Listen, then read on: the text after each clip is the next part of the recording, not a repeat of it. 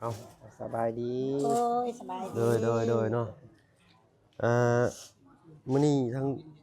บ่าวเพิ่งเนาะอาสาเป็นสะพานบุญตั้งหน้าให้ทางเมย์ใจดีเพิ่นทางฝั่งต่างประเทศเนาะจำนวนเงิน2ล้านกับ100,000กีบโดยแล้วก็ทางน้องสอน300,000ทางน้องเจื้ออีก200,000ได้ลุงเด้อได้เดี๋ยวไปกันเด้อกันเด้อมาบีก่อนอย่าเอา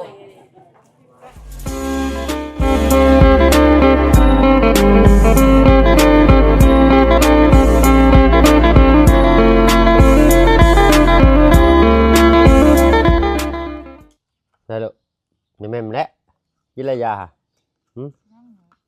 กินแล้วบ่ฮะซักแค่แม่มเพิ่นเอามาเปิดคลิปเปิดภาพมาพี่น้อยเนาะหันหลังมีคิงให้ปลาดุงมาดิเอาพี่น้อยเนาะก่อนอื่นถ้ามาเพิ่งก็กราบทักทายเด้อพี่น้องเด้อเนาะกราบทักทายสบายดีผู้ใหญ่ใจดีและก็ FC เบิร์ดทุกท่านที่เข้ามารับมาชมช่อง YouTube บ่เพิ่งเคยละคลิปเก่า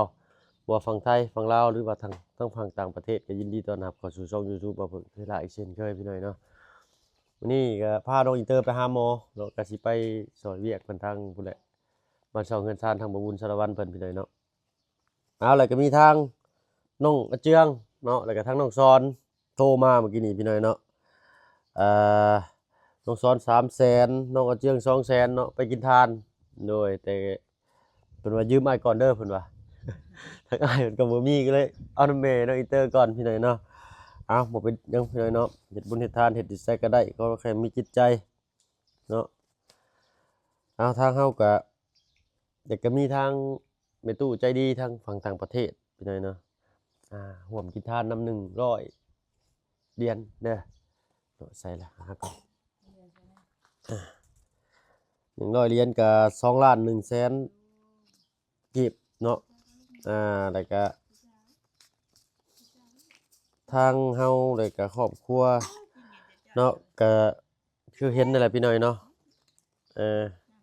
ก็มีบ่หลายว่าซั่นซะก็เลยได้กินทานซอยเพิ่น100,000เนาะเมื่อวานนี่ก็ทางพี่เพิ่นเนาะเฮาไปซอยเหือซอยแห้งเอาก็ได้พี่น้อยเนาะ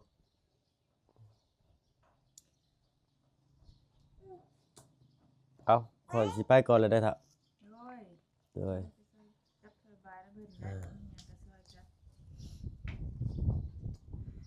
มานอนคืนนี้ก็ไม่ได้นอนไม่ได้นอน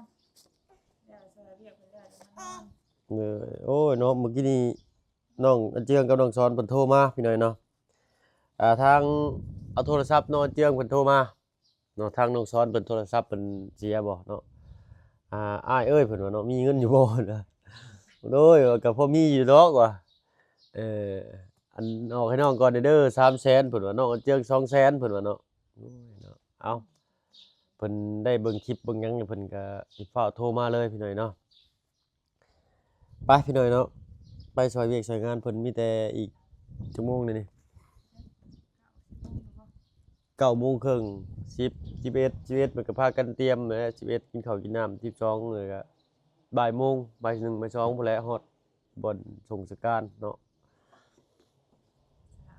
ไปกลับไปก็ได้สะเฒ่าเด้อใช่ลูกไปได้ดีๆเด้อจ้ะเด้อเหนื่อยเนาะบรรยากาศยามมื้อเช้าก็คนเพิ่นก็มื้อหาพักหาเช้าเนาะทางแม่ครัวเพิ่นเนาะทางป้าอยู่ทางนั้นเบิดเฮ็ดกับข้าวกับน้ำชูแขกผู้ที่มาร่วมงานทางเฮาก็ได้เนาะตอนนี้ทางบ่เพิ่งก็มาทราบต่างหน้าเป็นสะพานบุญให้ทางแม่ใจดีเพิ่นเนาะทางฝั่งต่างประเทศแล้วก็ทางน้องสอนแล้วก็ทางน้องอาเจืองเพิ่นเนาะโอ้ยเพิ่นโทรมาแสดงความเสียใจนำเนาะครับตัวทางนี้เนาะครับเอาบัตรที่เนื้อบัตรที่เนื้อจะมาหมดทางเวรโดยสบายดีเจ้าโดยได้ใดยังพากันได้รับได้นอนหรือบ่ชงพี่ยังสิบ่ชงใช่บ่จักนี่โดยทางก็ก็กับพาลูกมาแต่ห้องหมอกินนี่ให้เบิดคืนบ่ได้รับบ่ได้นอนคือกันนั่นน่ะก็ได้ ไปตรวจเบิ่งว่าเจ็บคอวัดลงคอบ่หรือแนวใดไข้ลงคอนี่แหละ ตอนแรก ให้เบิดคืนในรีเมื่อคืนนี่นะ ตัดเปลี่ยน เอาแล้วก็มื้อนี้มาเนาะเป็นอาสาเป็นสะพานบุญตั้งหน้าให้ทางแม่เพิ่นเนาะกับทางน้องอาเจืองและทางน้องสอนเพิ่นเนาะฝากมากินทานเจ้าทาง และจะอันเดียว ใช้เอาขึ้นเทิงเลยบ่ ตั้งเมฆแล้วกัน ไปกินแล้วข้าวกินแล้วหรือบ่ข้าวน้ำ แล้วให้น้องคนนี้ทางนี้นะเนาะ อันผู้นี้น้องบ่ลูก แม่น้องชาย โดย มีได้คุยกันอยู่บ่ ผู้น้องอยากเด็บกว่าผู้อ้ายหน่อยหนึงเด้อเนาะเอา น้อยหนึงบ่ โดยเอารอคือกันอยู่พี่หน่อยเนาะ สู้อ้ายบ่ได้ดอก ไปสบายซะเอาเนาะไปเราเข้าไปเฮ็ดเวียกเฮ็ดงานเพิ่นให้แล้วก่อนเนาะมื้อนี้เป็นมื้อสุดท้ายแล้วเด้อพี่น้อยเนาะที่เพิ่นสิได้ให้ลูกให้หลานให้ลูกๆหลานเพิ่นเนาะเนาะตุ้ยก็ชามมื้อ4มื้อได้เพิ่นนี่ก็ได้ และแม่เนาะทางเบาเพิ่งเคยละคือเก่ามื้อนี้เพิ่นมากินทานน้ำ เนาะเอา สบายดี โอ้ยสบายดี โดยเนาะมื้อนี้ทั้งบ่าวเพิ่งเนาะอาสาเป็นสะพานบุญตั้งหน้าให้ทางเมใจดีเพิ่นทางฝั่งต่างประเทศเนาะจำนวนเงิน2ล้านกับ100,000กีบ เนาะ ให้กับทางน้องสอน300,000ทางน้องเจือกอีก200,000เด้อลุงเด้อเนาะทางชาวนางเพิ่นก็พาลูกไปโรงเรียนหมอก็ซอยมาอยู่100,000เด้อลุงเด้อ โดย อ่ะ ขอบคุณขอบใจละลาย เออ แม่มีแต่เอิ้นบอกทางทุกพ่อผู้และเนาะ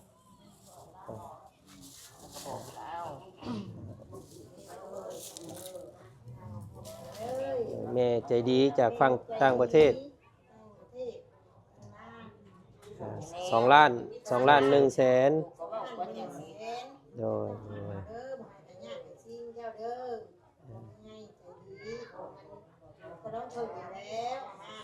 โดย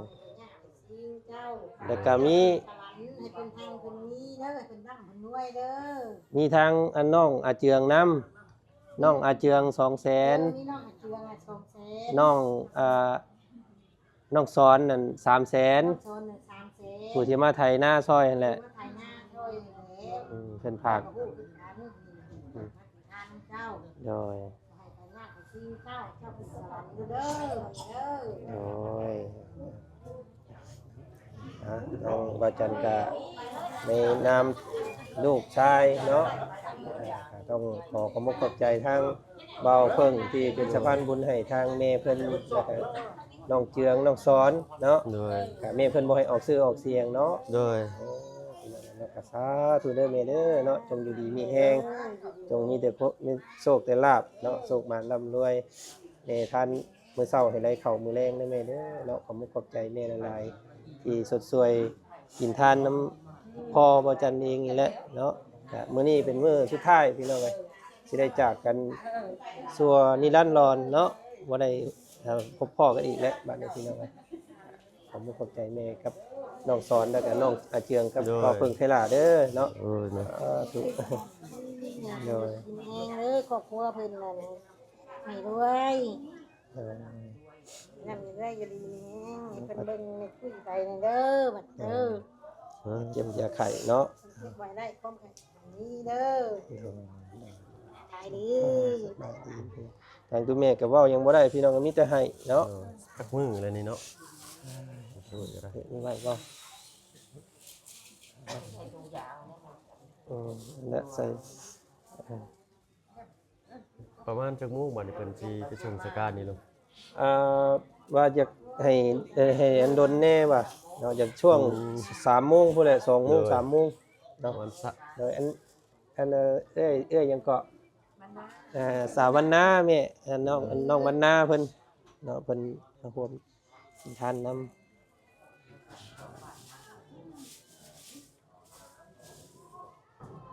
ดีเด้ลูกสิร้องเอาแล้ววันนานเจ้าเด้อเอ้ยนานเจ้าร้อยรับเอาหมดเด้อเจ้าสิหาข้าวเด้อครอบครัวอันรักษาเอา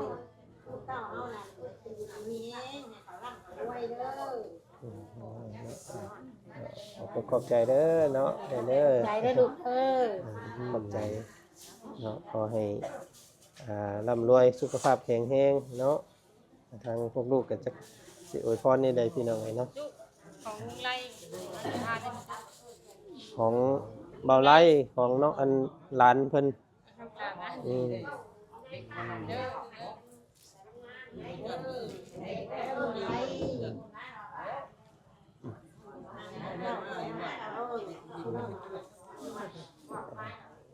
ใช้เบิ่ง500 บาท ไปเอาก็ให้ทางแขกคนเพิ่นเข้ามา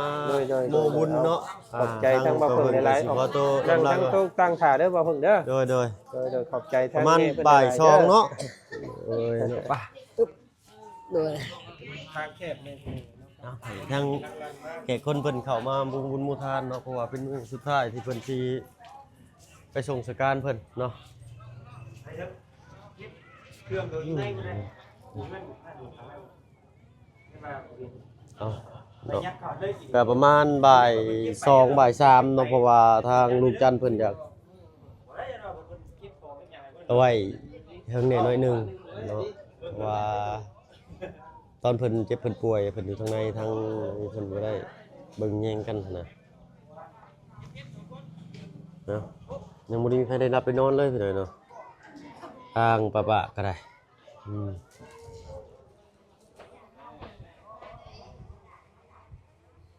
จักสิว่าอะไรเนาะทางเบาเสียงเพิ่นก็เข้ามาอีกพี่น้อยเนาะเพิ่นก็น่าสิได้ครับหน้าที่มากคือกันเนาะ คือว่าบ่เสียได้เดี๋ยวไปคนเด้อคนเด้อ พี่ก้อนอย่า เอาแขกคนเพิ่นกำลังหลั่งไหลกันเข้ามาพี่น้อยเนาะเพราะว่ายามเช้าเด้มื้อยามมื้อแลงกันทั้งเพิ่นสิอยู่ไห้อยู่นาเนาะมื้อหูมื้อตาแล้วเพิ่นก็สิพากันทยอยออกไห้ออกนาพุ่นล่ะ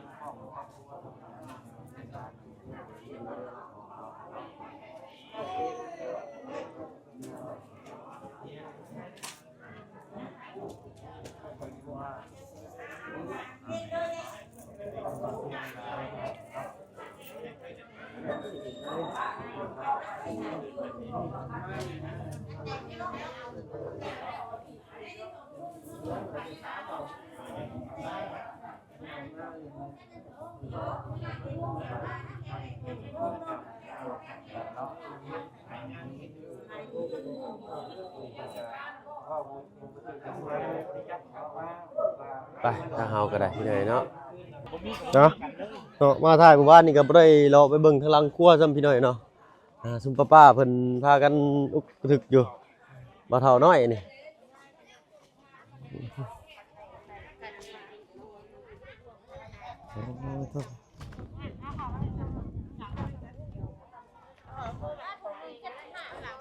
ทางนี้แม่ครัวพี่น้อยเนาะ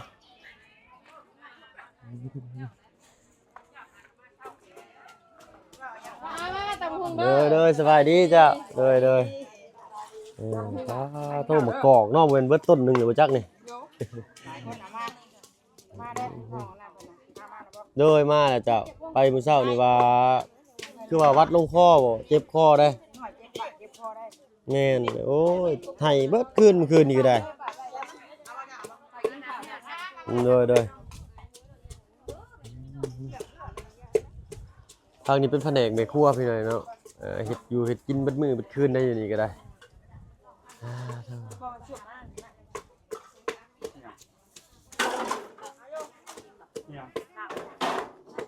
เอาแล้วก็มีก่อน 3-4-3นางเผาเนาะ แม่นลาบบ่นี่พอโตใส่ลุงเปิดมันอยู่หั่น คือบับลูกไป อ๋อเพิ่นยังเพิ่นเสร็จสุกเรียบร้อยแล้วแต่ว่ายังบ่ทันได้ใส่เครื่องปรุงโดยจะ เป็นบ่ลูกไปแล้วก็น้ำมันเป็นโจก โธ่อันนี้ก็เป็น แล้วบ่ได้เผานะเห็นอยู่ได้ เนาะ ยุ่งไปอยู่เนาะ อาหอนัวหัวม่วนพี่หน่อยเนาะเธอ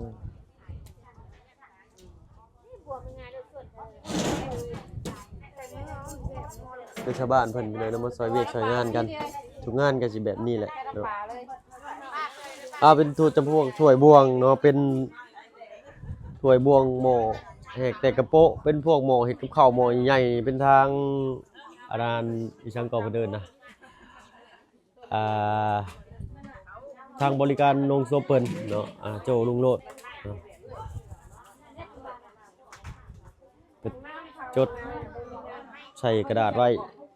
สิมีถ้วยจักร้อยจักใบจักใบกระโตกกระเต็นอันนี้เป็นของเพิ่นเบิดบ่เพิ่นบ่ได้แถมยังบ่ให้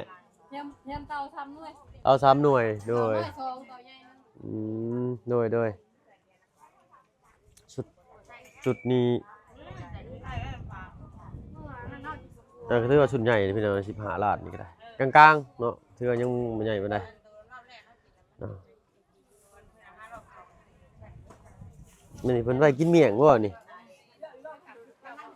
มันกระแตบบ้านเฮาเอิ้นพอดีได้สำนี่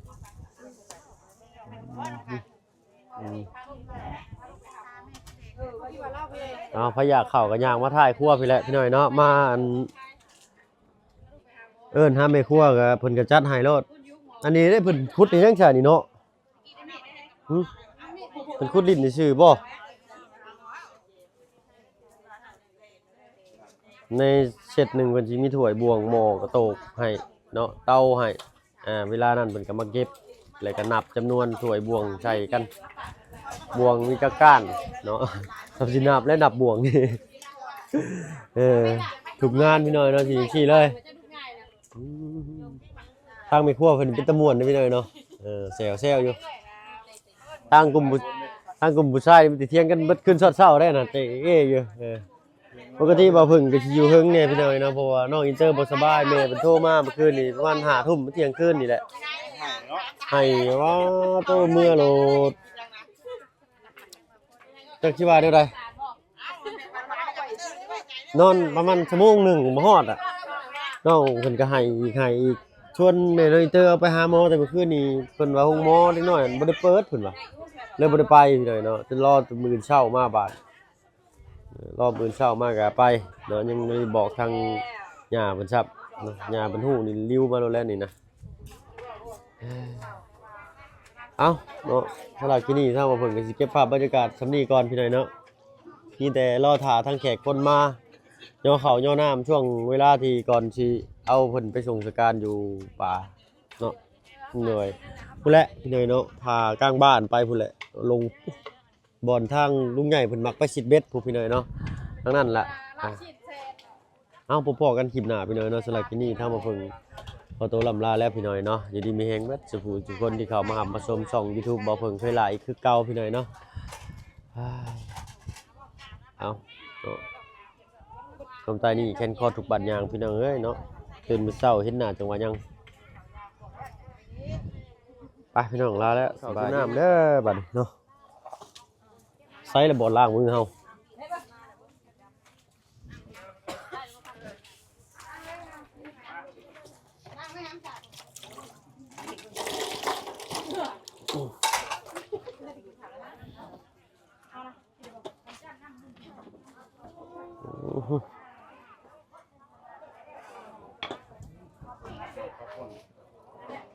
ตะกู้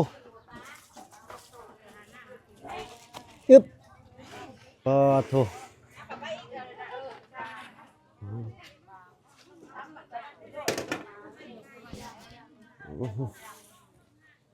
เอากินน้ำเขาสุกเนาะเป็นนั่งเป็นขาวเอาได้แล้วปะ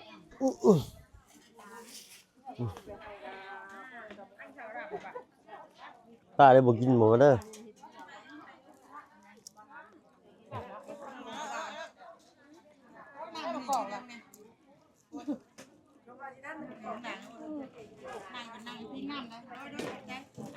มูนะลุงงัวแบบที่มันก็พอเนี่ยน้อยไปจังเนาะถ้าคนเงินมันง้อให้มันขึ้นถ้าไปเอาจะเอาเห็นดีได้ป่ะหลายบอลเนี่ยเอาเยอะไปเอาเลย เมื่อเอางัวแล้วนะ อืม เสือ ปกติถ้าเขาเป็นเคยเขาก็สิมาซอยพี่น้องแต่ว่าลูกบ่สบายมื้อนี้ให้แซวแซ่อยู่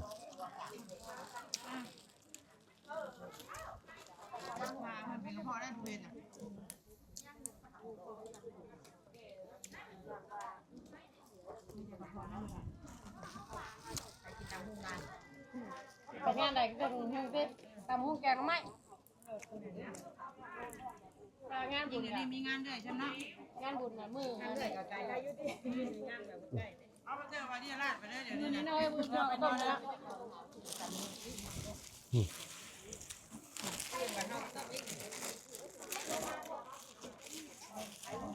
อันนี้เป็นจีบ่ลาบบ่ได้เป็นเป็นชื่อคู่เอาไว้นี่มาลาบใส่ผักใส่หยังมันจะบ่คล้ายเครื่องใช่มั้ย ถ้าแขกคนมากเป็นเรือปรุงข้าวทีเดียวเลย อืม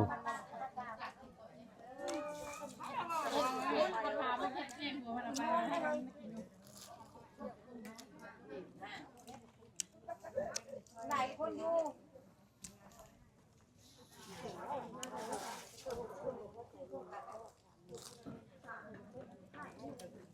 เนาะกินข้าวอ่างปลาดุกกันอยู่บัดนี้เนาะ